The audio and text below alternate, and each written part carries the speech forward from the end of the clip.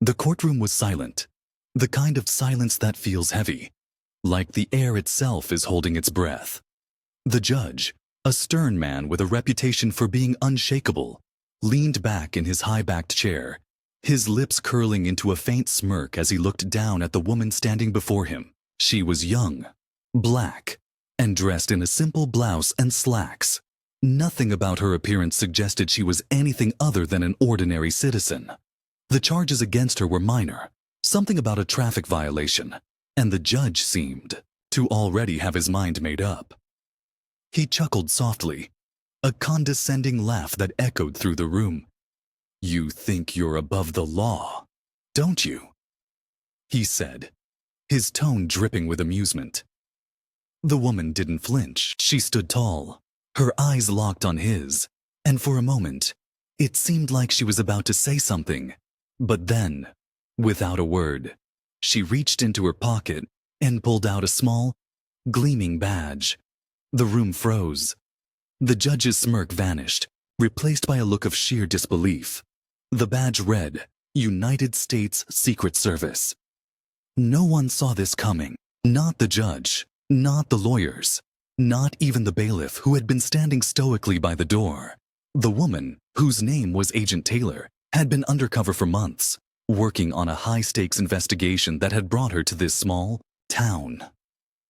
The traffic stop had been a mistake, a minor hiccup in her mission, but it had led her here, to this courtroom, to this judge who had just made the biggest mistake of his career. The tension in the room was palpable. The judge's face turned pale, his hands gripping the edge of the bench as if he needed something to steady himself. I didn't know," he stammered, his voice barely above a whisper. But Agent Taylor wasn't interested in his excuses. She had a job to do, and this judge had just become a part of it. As the room erupted into murmurs, Agent Taylor calmly placed the badge back in her pocket and took a step forward. "Your Honor," she said, her voice calm but firm. "I think it's time we had a conversation." The judge opened his mouth to respond, but no words came out. The bailiff shifted uncomfortably, unsure of what to do. The lawyers exchanged nervous glances, their carefully prepared arguments suddenly irrelevant. And then, just as the tension reached its peak, Agent Taylor dropped a bombshell. "This isn't just about a traffic violation," she said, her eyes never leaving the judge's. "This is about corruption, about a network of people who think they're untouchable, and you, Your Honor, are at the center of it." The room went dead silent. The judge's face went from pale to ashen, his hands trembling as he realized the gravity of the situation. But before he could respond, Agent Taylor turned to the bailiff and said, "I'm going to need everyone to remain seated. This isn't over." And with that, she reached for her phone and made a call.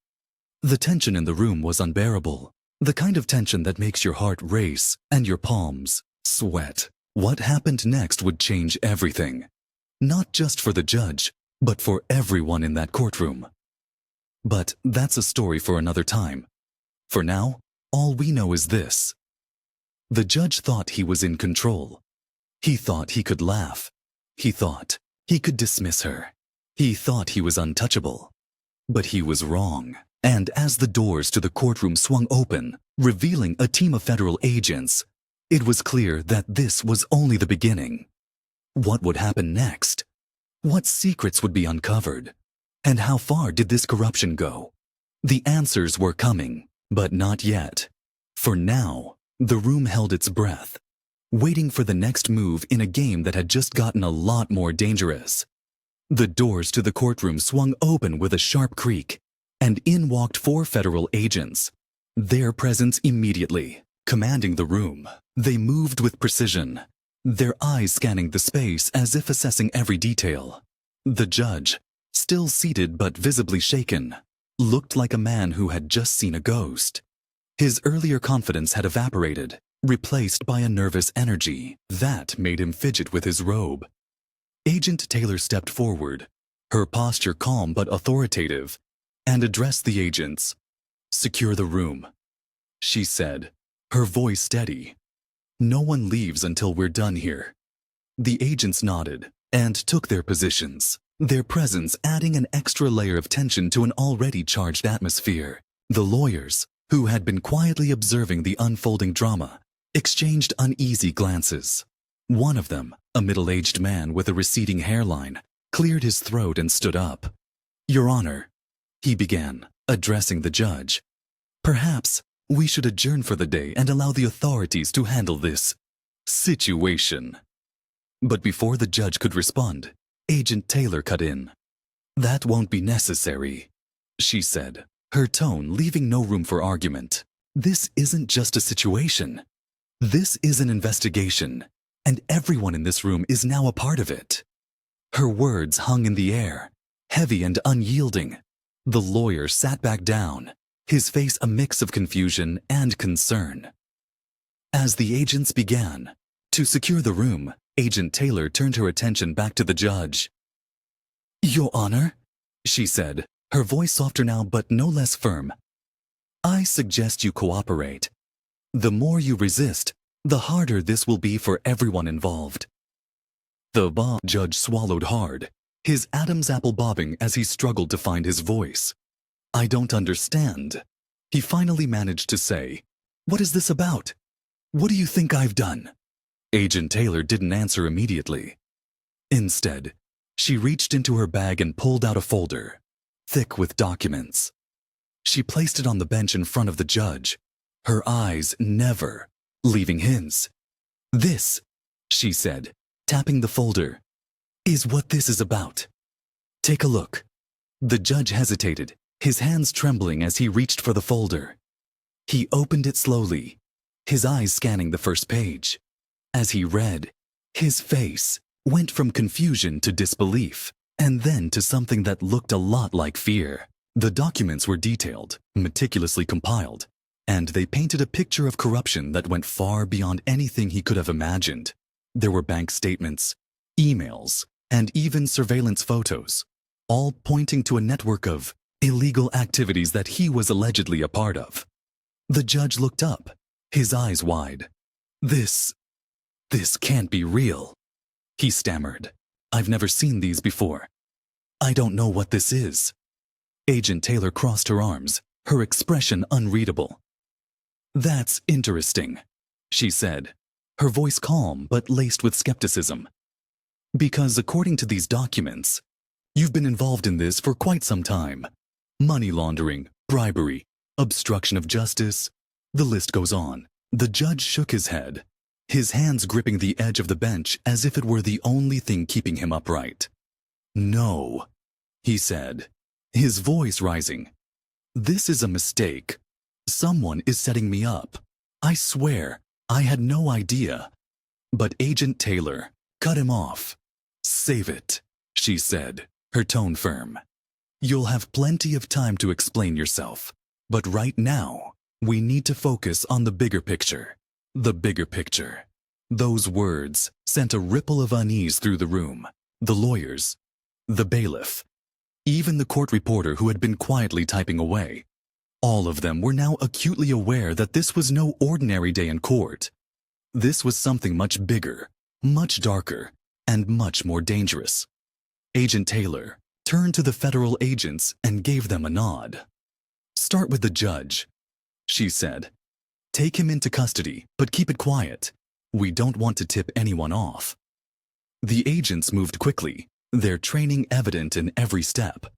They approached the bench, their presence intimidating but professional. The judge, realizing that resistance was futile, stood up slowly, his hands raised in a gesture of surrender.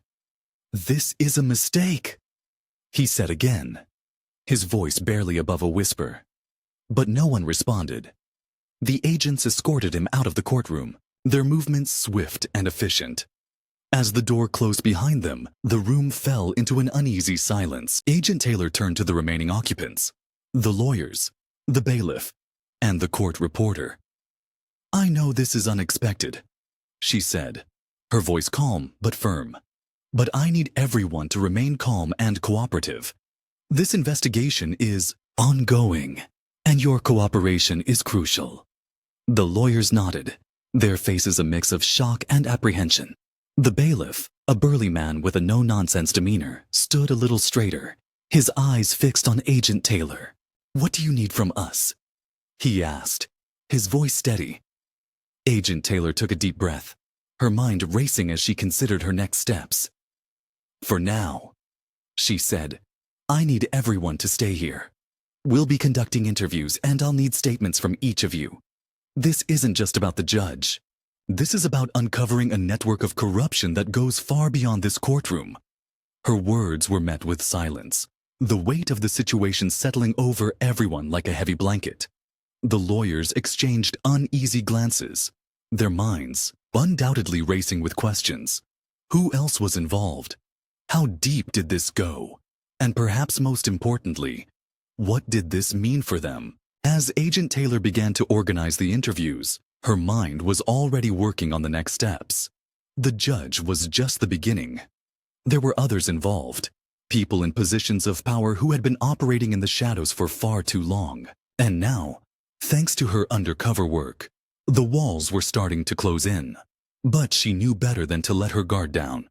Corruption like this didn't exist in a vacuum.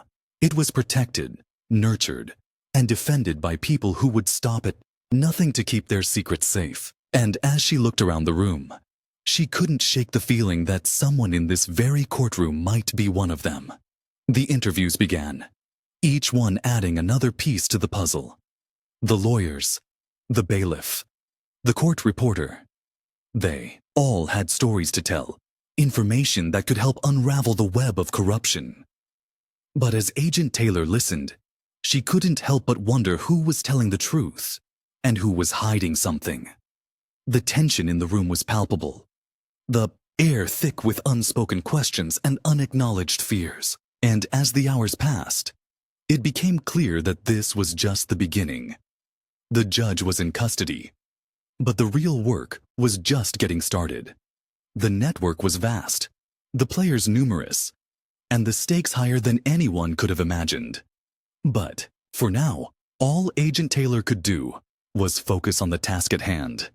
The interviews, the evidence, the connections, it all had to be handled with care.